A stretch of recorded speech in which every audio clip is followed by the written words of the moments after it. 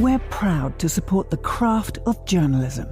UBS brings you the latest news from around the world with The Globalist on Monocle Radio. Be part of an international network that brings together leading insights, research, and technology across 24 time zones and 12 key financial hubs, with you at the center of it all. UBS. Advice is our craft.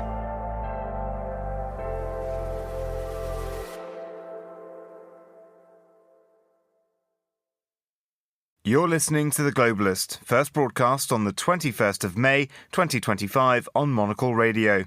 The Globalist, in association with UBS.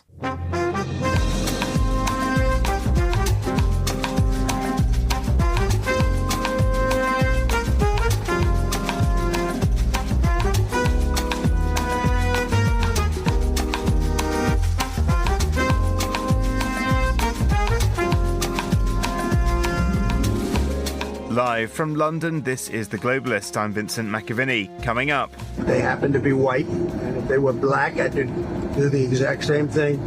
And we treat people very well when we see there's a genocide going on.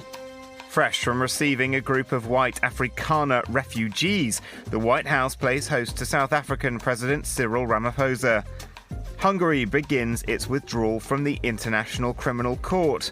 And in West London, spring has truly sprung. These little succulent plants have taught us, under adverse conditions, how they can adapt to terrible abuse from other environment, and yet they thrive and grow by developing all these wonderful adaptations in spite of adversity. We'll get the inside track on this year's Royal Chelsea Flower Show, plus the day's papers, the business news, and who won the International Booker Prize. That's all ahead on The Globalist, live from London.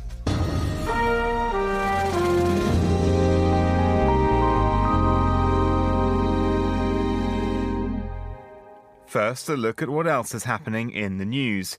93 trucks have entered Gaza after an 11-week blockade. However, the UN says that thus far they've been prevented from distributing aid. President Trump has unveiled the design for the US's new $25 billion Golden Dome defensive shield. And Spain's government has called for the removal of 66,000 listings on Airbnb, which they say break new accommodation rules. Stay tuned to Monocle Radio throughout the day for more on those stories. But first, South African President Cyril Ramaphosa is on a state visit to the United States this week, with a trip to the White House later today. The nation is attempting to reset its relationship with the US just a week after the first wave of white Afrikaner so-called refugees arrived in the country. I'm joined now from Cape Town by Brendan von Eason, who's an analyst for Africa Risk Consulting. Brendan, thank you for joining us. Firstly, how's this visit gone so far? Well, so far, so good. But really, thus far, Ramaphosa has just met with other South African officials, a few friendly faces in the US. The real test will be the meeting with Trump later today, where Ramaphosa really needs to, I think his priorities really are to try and get some form of trade agreement or some progress toward a trade agreement that could replace AGOA benefits if AGOA ends, to ease the clear tensions between South Africa and the US, and potentially, most importantly, avoid any form of public confrontation akin to what happened with Zelensky earlier this year. Well, all leaders heading to the Trump White House have to have their wits about them. We've seen the likes of Mark Carney and Keir Starmer having to be quite quick to shut down criticisms in the Oval Office that they thought were unfair. But obviously, President Zelensky got caught out. How do you think today's meeting will go? And you mentioned there some of the issue, just for people that don't know, what are the main tensions between the two countries?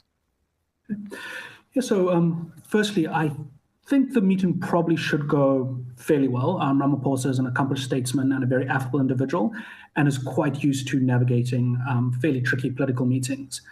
As for South Africa and the US's tensions, they've been building slowly for a few years, as South Africa's foreign policy hasn't necessarily aligned with US interests, particularly its close relationships with countries such as China, Russia, Iran.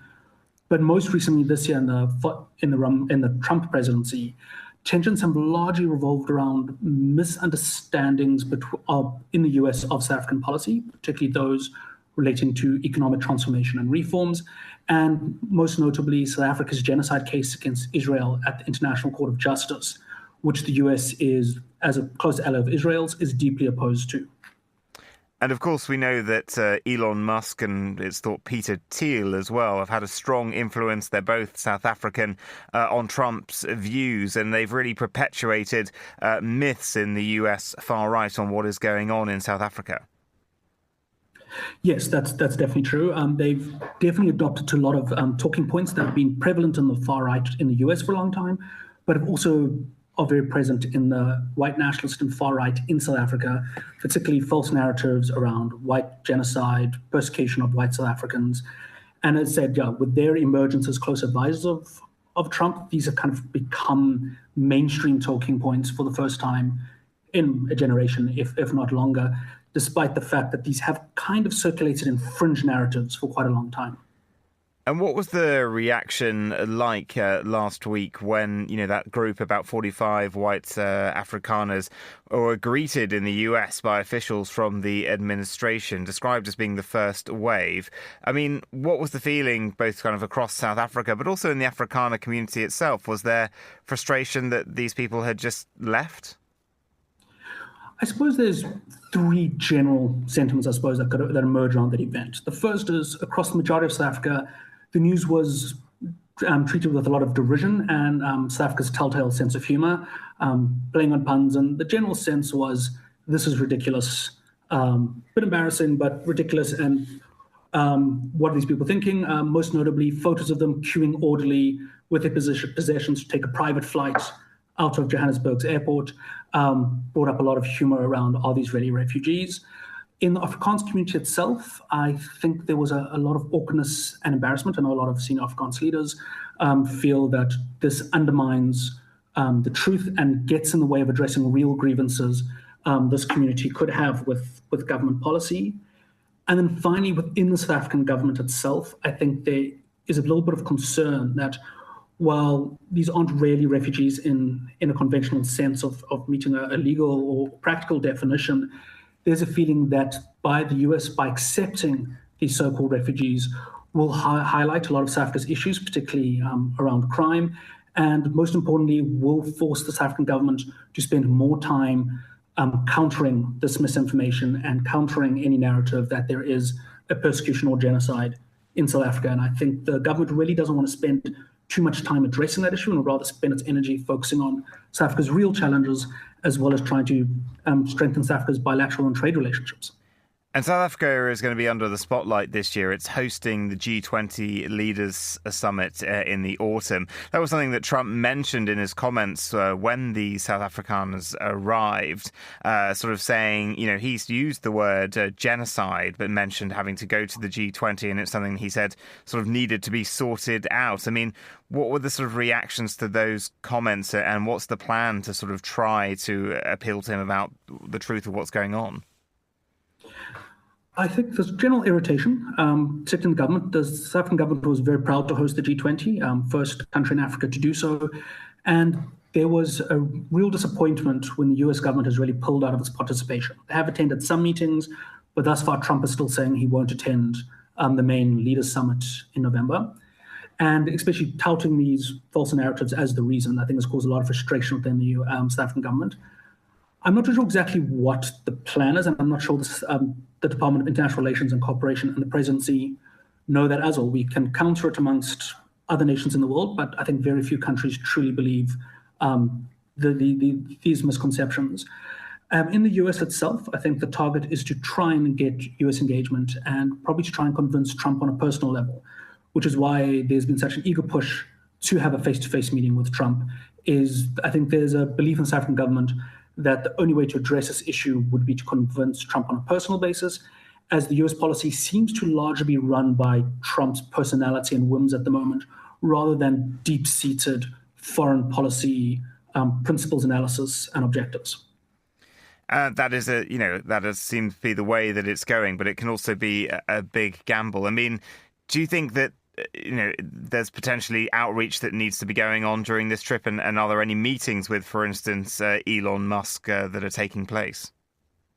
Yes, so there are a few meetings. I know Ramaphosa is trying to meet with Elon Musk, and they have reports came out yesterday, haven't been independently confirmed by too many local media, but Bloomberg reported that South Africa has approached Elon Musk to address some of his grievances around accessing the South African market, particularly for Starlink, around our local ownership and our ownership rules around historically disadvantaged individuals having stakes in companies, the telco industry, and has provided a path forward for Starlink to access the South African market, largely by replacing those ownership regulations with strong social outreach and investment opportunities.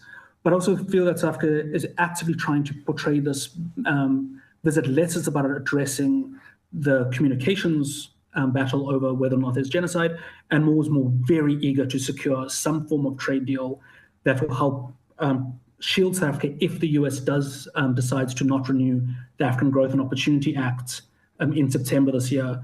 Because South Africa's biggest interest in this is less the narrative around the refugees or so-called refugees, and more the desperate need to try and get increased US investment and maintain access to US market for core goods from our automotive manufacturers to agricultural sector, and also maybe even increase US interest in our minerals and metal sector, in which Trump has expressed a desire to have a bigger stake and a bigger involvement.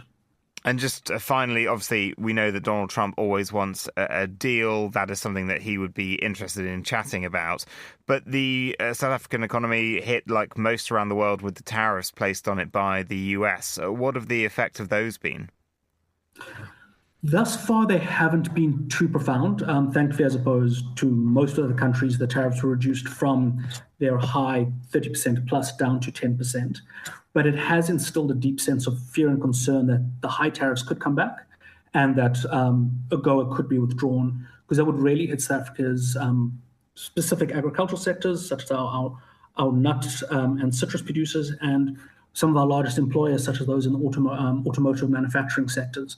So I think that has really created a sense of fear around that, as opposed to a real economic concern yet. But there's a belief that the South African government is going to try and tempt the US to be more lenient by pointing out that the US's need for South African metals and minerals, particularly it gets over a third of its platinum from South Africa, almost 100% of its chrome, and I think Africa over 50 to 80% of its manganese imports, all of which are essential for US industry. So we are hoping that we can reach some form of accord, and that will also give Trump the opportunity to declare that by threatening tariffs, he has now secured a favorable US deal. Brendan von Eason in Cape Town, thank you. This is The Globalist.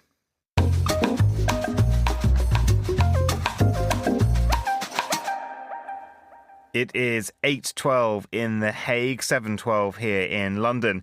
Since 1999, Hungary has been a party to the International Criminal Court in The Hague. However, politicians in the country have voted by a substantial margin to withdraw from the court.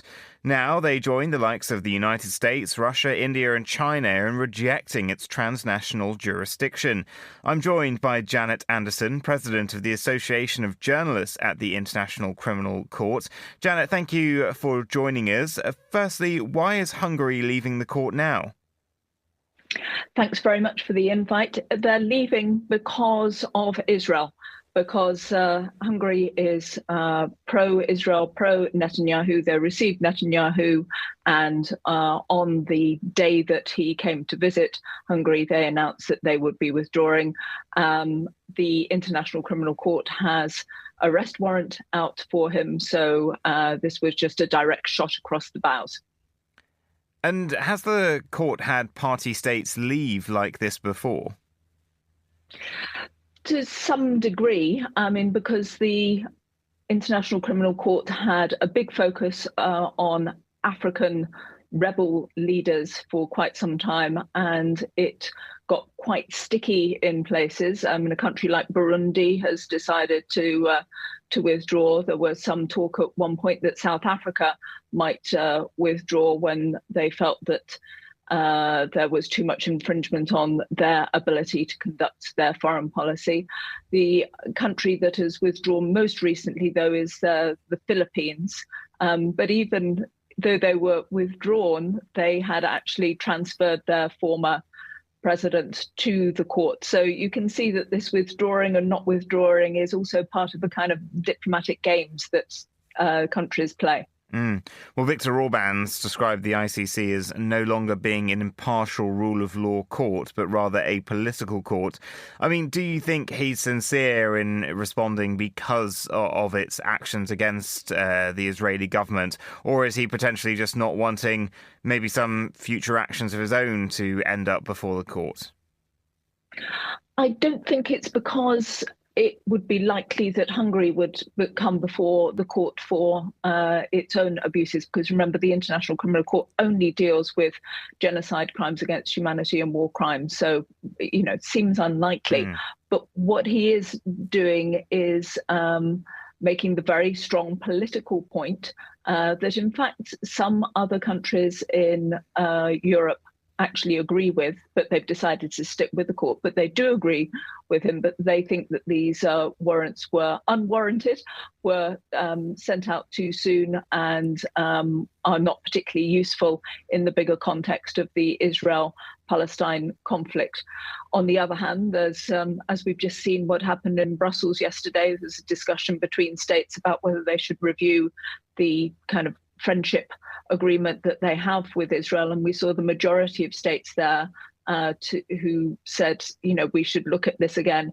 And that included former very close friends of Israel, like the Netherlands, who put this on the agenda and said, look, we've got to review it.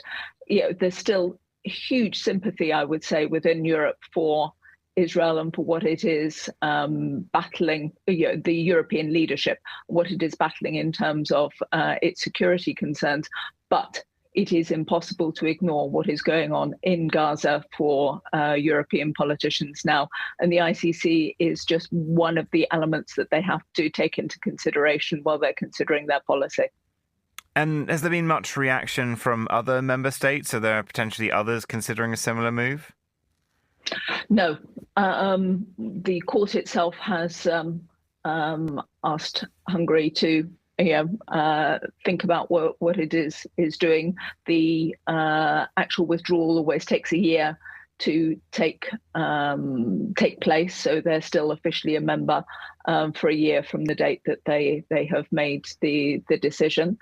I don't see a mass sense of withdrawal, but what you have to put this in the context of is all the other issues that the ICC is dealing with. We take the biggest one, I would say. The ICC prosecutor is under sanctions from the United States, which means that it's very difficult for him to do his job. It's very difficult for the court as a whole, as they're waiting to see who else is going to be sanctioned by the US to get on and do their jobs. Then the ICC prosecutor just had to step aside a couple of days ago because he is under a sexual misconduct investigation. I mean, this court is just riddled with problems. So to be honest, the whole Hungary situation is like, okay, there's another bit. It's not the end of the court, but the court is really struggling. Well, you sort of prompted my final question on this, and it was, what does this incident tell us about the strength and health of the court after a quarter of a century? I mean, is it fair to say that the Israeli question has sort of brought a level of heat and pressure that's sort of unprecedented for it? Well, I'd say it's the same across the whole of the world, isn't it? I mean, this question of what is going on with Israel and Palestine has kind of riven societies, particularly in Europe and across the world. And we see very different perspectives from different countries on what is going on. So I think that the court is owned by the states who signed up, and we see those tensions within those who run the court. Does it mean that the court will not exist in the future? No, I don't see that. I see the court is going to keep going. I don't see a mass withdrawal is going to happen. But I think that, let's say it's going to potentially be quieter than it has been. Not that it makes the hugest amount of noise, but I think that the sanctions in particular from the United States will hit it. And then, the criticism of this particular prosecutor has to play out before the court can regroup and work out what its next move is. Janet Anderson, thank you. Still to come on the programme. On one hand, Ukraine will get extra revenue, buoying the economy and exposing local businesses to new clients. On the other hand, our allies will get the most efficient products there are on the market. We hear more about Ukraine's plans to sell their defence solutions internationally. This is The Globalist.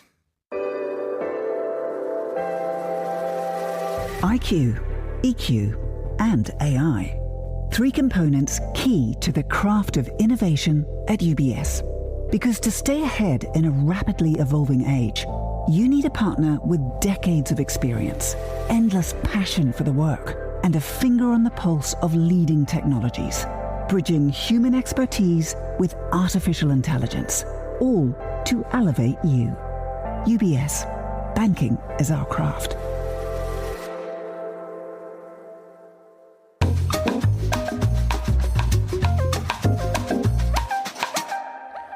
Well, let's continue now with today's newspapers. Joining me in the studio is Zoe Grunwald, who's the Westminster editor at The Lead. Zoe, welcome back to the programme. Morning. First of all, Sir Keir Starmer was in Parliament yesterday. Strong condemnation of what's been going on in Gaza. And then the British Foreign Secretary, David Lammy, got up and announced a sort of raft of measures against the country. Yeah, that's correct. So David Lammy has suspended negotiations over a new free trade deal. He has condemned what he calls the Israel cabinet minister's calls to purify Gaza and said that expelling Palestinians from the country was repellent, monstrous and extremist. He also said that talks that had been going on between the UK and Israel about a bilateral strategic roadmap would be reviewed. And this marks a real kind of shift in tone. While the UK ministers have been warning Israel to let aid into Gaza and to adhere to international law. This is the first time, apart from suspending some arms exports a number of months ago, this is the first time that the language has been really this strong. And it feels like leaders across the West, but in the UK as well, are really starting to lose patience with the Israeli regime over their treatment of Gazans. Because he pulled that big diplomatic lever, didn't he, which was summoning the ambassador to the Foreign Office. That's normally for addressing down. He also sanctioned some individuals and groups involved in the settler movement as well. So quite a big reaction from the UK. Absolutely, that's correct. But of course, there are still many members of the UK Parliament who would like to see Labour go that bit further. So backbenchers want to see much stronger action from Lammy and the UK government. They're talking about potentially tightening controls of all UK arms exports. They also want to see a recognition of the state of Palestine at the UN Trade Conference next week. And even, backbenchers across the Conservative lines as well are calling for the front bench to do more to trigger concrete action to save Palestinian lives. And that was something that David Lammy did push back on a little bit. He said that the Israelis do care, but they there will be further sanctions if they don't comply with what it is that the West are calling for. And I mean, there's a lot of rumour, isn't there, that France might recognise the state of Palestine this summer. It's something that David Lammy's predecessor, David Cameron, actually sort of toyed with, some sort of threatened potential recognition. I mean, would the UK, do you think, go along on that route? There is pressure, and there's pressure coming from both sides of the political spectrum now. There was a letter which included Conservative backbenchers and Labour backbenchers as well that was sent to the Prime Minister a few weeks ago. It feels like this is something that there is support within the Labour camp for, but this has been a politically contentious issue domestically for the Labour Party because of allegations of anti-Semitism that have plagued the Labour Party for a number of years. So it is politically sensitive, but it does feel like patience is wearing particularly thin. And we know that there is support, including from the Foreign Secretary in the past, for Palestine. So it could be something that we see going forward, especially if Israel doesn't comply with calls from the West.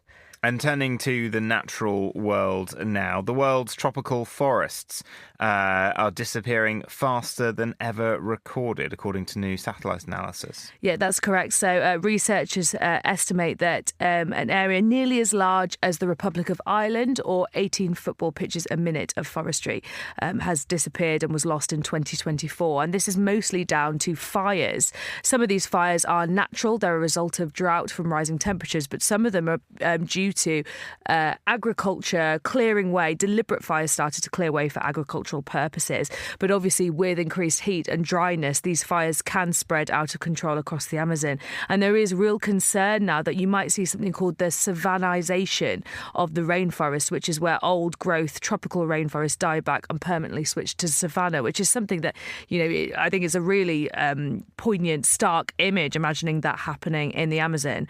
There was some good news in Southeast Asia. This region bucked the global trend. Actually, they're finding that forest loss in Indonesia specifically fell by 11% compared to the year before in 2023, despite drought. And this was because of a concerted effort by government and communities working together to enforce no burning laws. So there is some positive news from this study, but also lots of concern, particularly in South America. And turning now to Eastern Europe, the Romanian election, more repercussions from that one. Yeah, so George Simeon, who was defeated, he is the ultra-nationalist candidate and who was defeated in Sunday's election, is now saying he's going to ask the Constitutional Court to void the ballot for the same reasons that the elections were annulled last year. So listeners might remember that last year the result of the elections was cancelled by the court because they found allegations of campaign financing violations and Russian interference in the campaign. Simeon is now calling for a similar decision, saying that him and his supporters are alleging electoral fraud. They said that supporters there were carrying out a parallel count at polling stations, and they said they said that they had seen foreign interference and social media and algorithms being manipulated. But again, this is just allegations coming from his camp. There hasn't yet been any evidence to say that he is correct in this. But of course, this is something we've seen across the world, actually, where ultra-right leaders, when they don't necessarily get the results they want, they might claim election interference or call for a rerun. So it will be concerning because at the minute Romania is being taken over by a caretaker government. There has been a lot of political instability, and I'm sure lots of Romanians just want to get on with having their democratically elected government in place. Yeah, it is the sort of usual playbook now, isn't it, if you lose an election? But are we also seeing here a trend that we've seen in Australia now, in Canada as well, where there is a sort of global rejection of Trumpism in body politic? I think that's correct. And I think lots of voters are who may have previously flirted with maybe you might call it the far right, the populist right, and now actually seeing the result, particularly playing out in the US, where it's isolationist, it may be damaging to the economy, and it may be paving the way for Russian interference in global politics, and particularly, the war in Ukraine looms large across Europe and the West. So I think voters are concerned about what that actually might mean, and do seem to be returning centrist leaders, which I think will make a lot of people quite happy. Here in the UK, obviously, we were one of the first to do this. Centrist dads were back. Yeah, the centrist dads were back. But Keir Starmer is not having quite the success he might have hoped with in terms of delivery of policy and higher living standards. So it'll be interesting to see if Reform UK over here continues to make gains, because they are viewed as that kind of populist right party here. And finally, I've been lucky enough to go on some TV and film sets before for reporting for other outlets, but they are quite intense places, I have to say, and it seems things have gotten pretty bad on them. The glamour is sort of gone. Yes. So there is a number of studies that have been conducted within the sort of film and TV industry here in Britain that really shine a light on just how bleak it is to work there. So 30% of respondents reported experiencing suicidal thoughts. This is much higher than the 20% of adults who will experience suicidal thoughts at some point in their lives. And also just people complaining about how mentally unhealthy this industry is to working. 77% of respondents said it was a mentally unhealthy place to work. And this is being attributed to post-pandemic, post-Brexit, the industry really struggling after lockdown, a writer's strike, the threat of AI, and a slowdown in commissioning. And now, of course, looms large this potential 100% tariff on foreign films from Donald Trump. There is a real concern that this industry might buckle. People are leaving in droves. People are really struggling with their mental health. Conditions are bad. And also, this article points out that the new generation of workers, Gen Z, just will not put up with the same kind of conditions that previous workers had to in this industry. Also, we know pay in this kind of place is never very good, especially with rising cost of living. So all these factors make the TV industry a really difficult place to work at the moment. Well, Zoe Grunwald, thank you very much. Here's what else we're looking at today. After an 11-week blockade, Israeli officials say 93 trucks have entered Gaza, carrying aid including flour, baby food, medical equipment and pharmaceutical drugs. However, the UN says their movement has been curtailed, resulting in no aid being distributed yet. President Trump says the US has selected a design for its futuristic Golden Dome missile defense system, claiming that it will be operational by the end of his time in office. An initial $25 billion has been budgeted for the system, but it's expected to end up costing much more over the decades.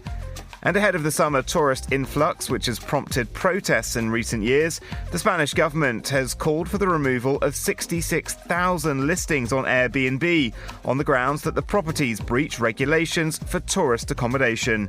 This is The Globalist. Stay tuned.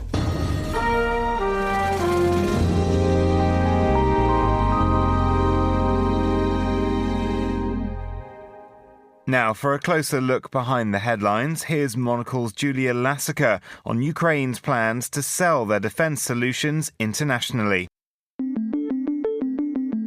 In another sign that Ukraine will lift an export ban on home-manufactured weapons and look to further publicise their security solutions to a global audience, the country's defence tech cluster, Brave One, has announced a joint initiative with one of Japan's leading technology conglomerates, Rakuten. The first public signs of the new partnership will be Brave One's booth at Japan's only defence and security trade show, DSEI, which runs from today to Friday. Facilitated by Rakuten, products from up-and-coming Ukrainian tech companies will be showcased. The initiative will then pave the way for further collaborations with the Japanese government. Ukraine's move to drop the export ban that prevents its weapons being sold to foreign buyers at scale has long been rumoured. According to the co-founder of a Kyiv-based defence tech startup, the case for abandoning the ban is persuasive. It will be a good move for us and for our allies, says Misha Rodominsky, who helped to found Ukrainian walkie-talkie maker Hymera back in 2022. On one hand, Ukraine will get extra revenue, buoying the economy and exposing local businesses to new clients. On the other hand, our allies will get the most efficient products there are on the market.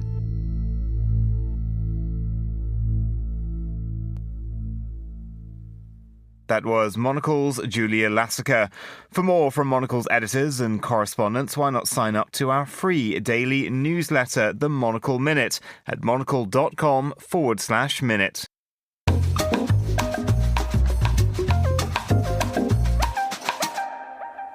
It's 15:32 in Osaka, 7:32 here in London. Japanese steelmaker Nippon Steel's acquisition negotiations for US Steel have entered a critical phase. Despite opposition from the Biden administration, the Trump administration, labor unions and lawmakers citing national security concerns, the company recently increased its promised US investment separate from the acquisition price from $14 billion to $17 billion and extended the deadline until the latter half of 2025.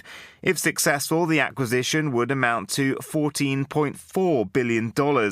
So why is Nippon Steel so unwilling to give up, and what impact would this have on Japan-US security relations? Well, I'm joined now by Jeffrey J. Hall, lecturer at Japan's Kanda University of International Studies. Jeffrey, thank you for joining us. Firstly, why is Nippon Steel so persistent on this acquisition? Thank you, Vincent. Well, the main reason why they want to acquire U.S. Steel is because it will be safer to produce the steel in the United States for the U.S. market instead of making it in Japan, where they're currently actually cutting production because of the expenses and the lack of decline in Japan. And with Trump talking about tariffs and other trade barriers, if that steel is created in America, that steel can be sold to Americans without any fear of tariffs getting in the way. But in the long term, I mean, Donald Trump only has 4 years in office if he sticks to the Constitution, and the next president, if it was to be a Democrat, would likely sort of get rid of the tariffs. Is this still a sort of good decision as a long-term play? Yes, it's still a good long-term decision. It would still be more cost-effective to make it in the United States, just as Japanese car makers have for years located many of their factories in the United States. Having the production in America makes more economic sense than making the steel in Japan and then putting it on ships to bring it to America. And is the opposition to this acquisition within the US purely economic, or are political and emotional elements also a significant factor? I think there is a lot of emotional and political aspects to this. Certainly there is opposition from labor unions who are worried that maybe there might not be a long-term safety for their jobs and so on. But the name U.S. Steel is an iconic American brand. It's named after the country, and Nippon Steel is named after Japan. So it's almost like Japan is buying America. And if these companies had different names, maybe there wouldn't be so much emotional attachment to this. And it's also a company that's located in Pennsylvania, a key swing state for American presidential elections. So appealing to the patriotism, the nationalism of voters in Pennsylvania was a key part of the last U.S. presidential race. And there's also been a discussion and connection with national security. What are the links there? I mean, the US and Japan have been allies now for decades. Yes, they've been allies basically since the end of World War II. And the Biden administration, for murky reasons, said that this deal shouldn't go through for national security reasons. But it didn't really explain what is the threat here. If Japan is a national security threat to America, that means the UK is a threat to America. That means NATO is a threat to America. Why would it be a security threat? And that is something that Nippon Steel and US Steel have filed a lawsuit to challenge. And they're hoping that Trump's re-examination of this decision will lead to a determination that it isn't a national security threat.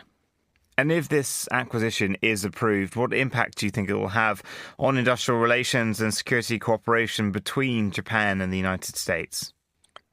Well, I think Japan really wants this deal. Prime Minister Ishiba, when he visited Trump a couple months ago, he mentioned the deal. It's very important, not just economically, but also from the standpoint of America showing respect to Japan as not being a security threat and not letting political emotion override trust in being an ally. So if this went through, it could be a big political win for Japan's prime minister, and Trump could maybe sell this to the American public as fixing Biden's mistake. Jeffrey J. Hall, thank you. You're listening to Monocle Radio.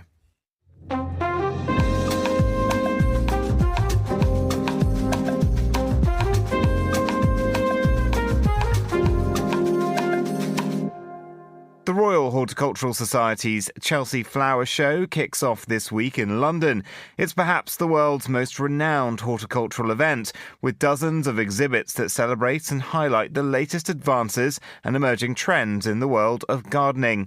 The main sponsor of the 2025 edition is the Newt in Somerset.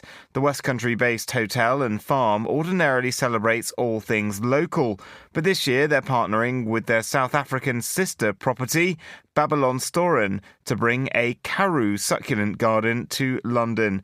Earlier, Monocle's Monica Lillis headed down to the event to speak to Dr. Ernst van Jaarsveld, one of the team who helped design and shape the garden. She started by asking him what Karoo actually means. The name comes from the Khoisan, indigenous people, and it means a dry place.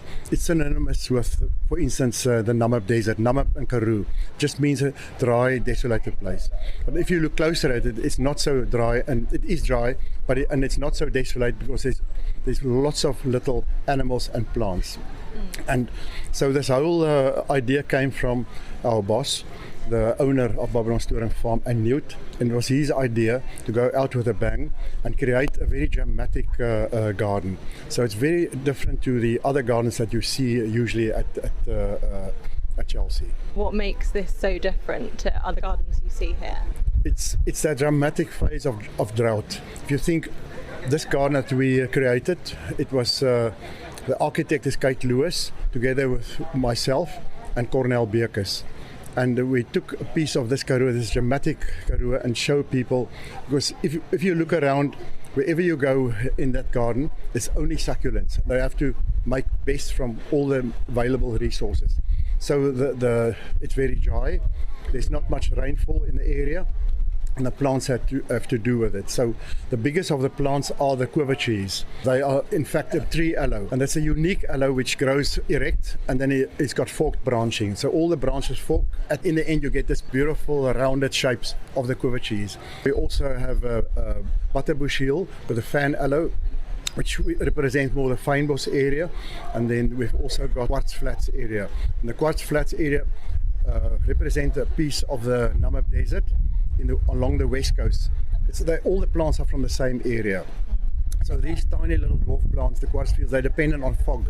Many of them are camouflage, so that's the other way plants escape predation. Because plants can't run away when they're under threat. They're not mobile, they have to grow for their whole life in one place. But being on one place is also with the sun in mind. So many of them have got very peculiar adaptations. Either camouflage, they all have got their own sunscreen. And also our winters are short, moist, but then they've got the long dry summers.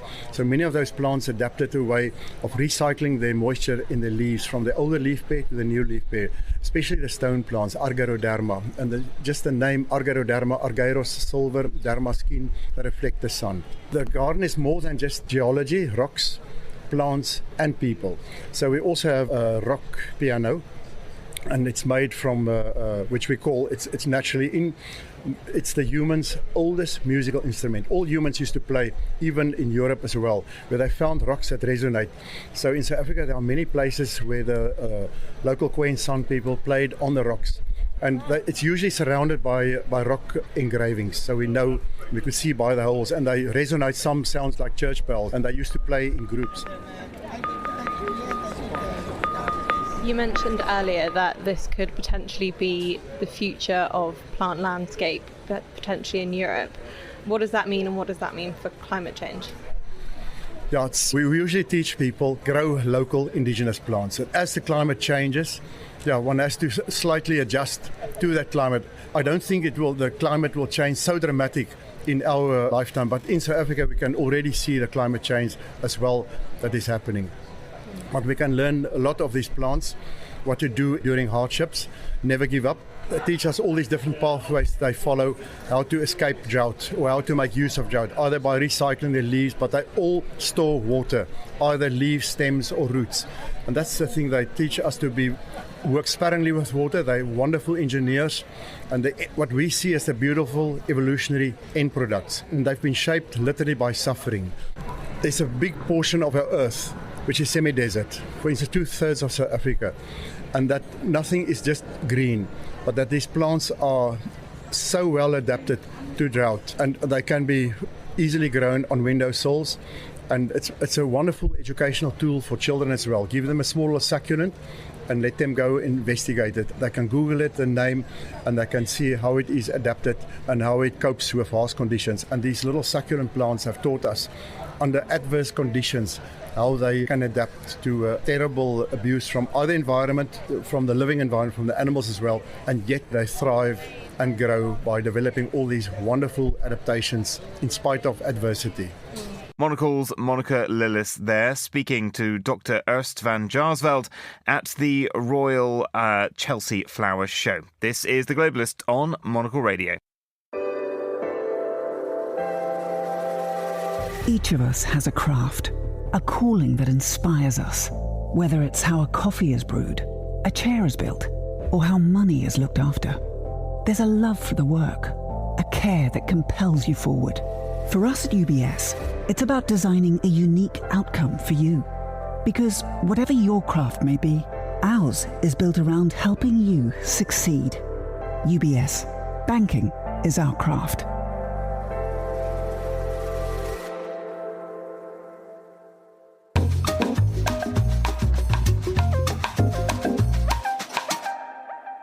Now it's time to talk business with Vicky Price, the economist and former joint head of the UK government's Economic Service. Good morning, Vicky. Where are we starting today? I think the UK, of course, is just about, celebrating the fact that we've managed to have a UK-EU reset in terms of our relationship with the region, and that is expected to boost growth in the UK economy. The question, of course, is going to be, how soon. Some of those measures are not very clear at present in terms of when they might be implemented and also what the detail may be. But there is no doubt that after the UK has signed deals with the US, up to a point, we could discuss that deal because, of course, it's just in particular sectors and it's really meant to bring tariffs down, but also a wider comprehensive deal with India. What it now thinks is that given that it's managed to do something with the EU as well, which is the main trading partner of the country, it can expand and do deals with the Gulf regions and more. So there is a bit of optimism around, and hopefully for businesses it means a little bit more certainty. But whether it's going to solve the problems that the Chancellor of the Exchequer, in other words, our finance minister, has meeting some of the fiscal rules that she has set herself, which do require growth and require quite a lot of tax receipts to come into the Exchequer, that's unclear at present because it's not going to happen in any time soon. But certainly a little bit more certainty now for businesses if they want to invest. So that's good news. So we've had a good week last week in the UK, and I think that is to be perhaps, it requires a tick, if you like, because there have been so many bad news coming for quite some time. I was listening to Rachel Reeves yesterday and Prime Minister Sir Keir Starmer in the Commons. They were trying to sort of do a bit of a victory lap, and there was a lot of approval, not just from their own side, but some of the other parties, like the Liberal Democrats, on these deals that they have struck. A deal, though, with states, talking about the likes of Saudi Arabia and the UAE, isn't without its risks. But are there much rewards for the UK there? Well, there could be. The reality is that even if you add all the deals up that we've done so far, the extra deals, this will have the EU. Of course, the UK has been redoing the various deals that existed between the EU and other countries and added a few more, like Australia, for example, and now, of course, more recently, India. But those don't add hugely to GDP. The one that really, really matters is the one with Europe. And it does depend, of course, on how extensive it is. And I think one of the interesting points about the deal that's just been done with the EU, apart from the fact that, of course, lots of the details aren't sorted out, is also the fact that we have got an announcement that there will be summits every year, so there could be further refinements. So I think we will be gradually going back and getting some of the benefits that we had while we were in the EU coming back to the UK a little bit at a time, but hopefully that will increase. And I think that's the one that matters. But yeah, generally being able to increase our trade intensity, the UK's trade intensity has fallen, since Brexit, and that is bad news for growth. If that were to be reversed, particularly now that we have all these tariff situations and lower growth in the world economy, if the UK can sort of reverse a little bit of that, that would be good news. But a bit of bad news coming out of the Bank of England for anyone with a mortgage at the moment. Things in the economy might be going so well that interest rates remain doubtful as to whether they'll continue falling. Yes, I think there is a problem. Of course, everyone did expect the temporary increase in inflation that we're just seeing because, of course, April saw a huge increase in bills for many people. And that, of course, pushes inflation up. And the question is, do you get the interest rate declines that you were hoping to get, given that temporary increase, which hopefully will be temporary because there are some bills that go up annually and then, of course, they stabilize because you only get that increase once a year. Those bills, of course, include sort of water bills, and they include, even your the cost of a stamp. So postal services going up, the cost of postal services going up, loads of other things such as the license for cars. It all adds up, but it all happens for some reason in April. What we've heard from the chief economist at the Bank of England just very, very recently is that given the fact that inflation is still not necessarily under control, we're not going to be or shouldn't be expecting to see cuts in rates happening at the particularly fast pace from here on. But the reality is, since you mentioned mortgages, that the longer term markets had already been anticipating quite a lot of cuts, and mortgages or mortgage rates have been coming down. And that's a relief really for people who do want to either move or buy the first home, even though, again, there have been some changes in the system so that some of the tax benefits that existed if you were buying a house until the end of this financial year, they finished at the beginning of April, they've all disappeared for first-time buyers, and that's a real problem. But nevertheless, I think the markets are anticipating rates to come down further. The question, because of this temporary increase in inflation that we're seeing, is how fast and how many more cuts we might see this year. Well, talking of tax cuts, we're crossing the Atlantic now, and Donald Trump's plans for tax cuts for the wealthy are said to be having a negative effect, particularly on its credit rating. Yes, and that's a concern, because if you look at the increase in the debt in the US, in any case, I mean, the government debt, and that's been very significant. I mean, we had it happen through COVID, and we had continuing to do so since because of various fiscal measures that the previous administration, in fact, had put in train. What we're seeing right now is that the intention by President Trump to just extend all the tax cuts that he had done originally in his first term back in 2017 are meeting a lot of resistance. So it's not just that long-term yields are going up because of the downgrade by Moody's of the US debt, but also that he's having difficulty passing some of those tax cuts through, and some of the increases perhaps that he intends to have in what is being offered, if you like, particularly to big firms. I mean, the real concern is that what is happening is that perhaps cuts in Medicare, which are going to be financing cuts for the wealthy, and that is actually affecting certainly Democrats' voting intentions, but also in some cases Republicans think that it's not going far enough. So he's having some difficulty getting it through. But in the meantime, even if it does get through, what it means is that the debt situation is likely to get worse. But you can see why tariffs are so important for President Trump, because it's one way in which he can perhaps try and balance that. Yeah, and he's been telling the likes of the Walmart CEO to swallow the tariffs. Well, Vicky Price, thank you for joining us. You're listening to The Globalist on Monocle Radio.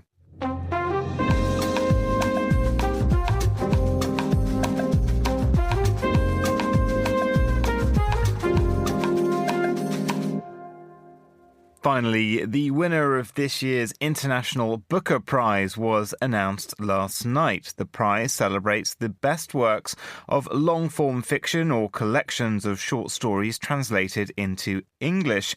And the 2025 winner is Heartlamp by Banu Mushtaq.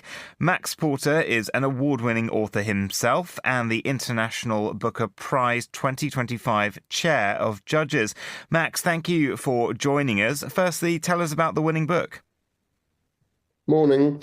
It's really extraordinary. It's like nothing else I've ever read, and my fellow judges felt the same. It's a collection of short stories translated from the Kannada language, which it's safe to assume most people in this country don't know about, but it is spoken by 65 million people.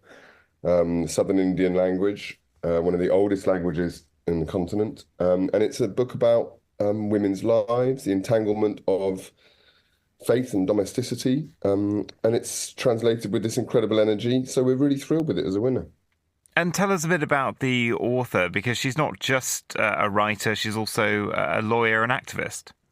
Yeah, she's a lawyer, she's an activist. She's been in kind of progressive and protest movements, I think from the 70s through the 80s. She primarily campaigns against the caste system. She's won awards. She's a hugely successful writer, but has always kind of done it as part of and connected to her activism. It seems to strike me, meeting her briefly last night, as a really extraordinary person. And the short stories themselves, they've been written over several decades. Can you tell us about what readers, if they're picking up the book, can expect? Because they're quite subtle, sort of small, focus very much on the lives of Muslim women in this region of India. They've been put together, curated, if you like, by Deepa Basti, the translator, who thought it was more useful to readers in the Anglosphere to have a kind of selection of stories across the ages, so you can see how Banu has changed as a writer, how Sometimes politics is quite heavy in the mix. Sometimes they're sort of smaller, tender, more subtle stories. They are sometimes, they're sort of dense on the surface. There's a real busyness in them, a glorious mixture of dialects and accents. The translator says she translates with an accent, so sometimes there's bits of Urdu, sometimes there's bits of Arabic. Names, there's a lot of names and actions, and so they sort of teach you to read them. When you first read them, you think, "Gosh, this is I'm in somewhere completely different." You're literally hearing these stories, and they're kind of entangled in you. Across the collection, you start to really, partly because of some of the kind of Islamic rites or processes that have been described, partly because, like any book teaches you to read it, you just get more used to its patterning on the surface, the way she embellishes her narrative events. But for English readers, I think it really is different. It doesn't feel like the kind of short stories we're used to reading. They have a different kind of energy, a different kind of life. And what were your thoughts on the rest of this year's shortlist? Was there any kind of trend or anything that the jury sort of picked up on that felt like a theme? Yeah, I mean, I would say a lot of books that we read of the 154 submitted are about what we do now. What do we make of being human now? Are we done for? Do we have a chance of reinventing ourselves? How are we kind of communicating to one another across the various divides in this world? Trauma, migration, sort of sci-fi scenarios of reproductive rights. These themes were very, very common across all the submitted books. One of the beautiful things about our shortlist was that they sort of all spoke to one another. So in our very in-depth judging meeting, our final judging meeting, we sat for 6 hours and talked about each of these books in a huge amount of detail. And they became sort of mutually entangled. They became a sort of root system. They sort of started to speak to one another and feed one another. But our winning book rose up, and we were unanimous in the end, just because of its it's life force, really. And particularly as English readers, we're so grateful to that, and for feminist reasons, the lives of women and Muslim women in particular. It felt like a book that would be such a rich gift to give readers in English now.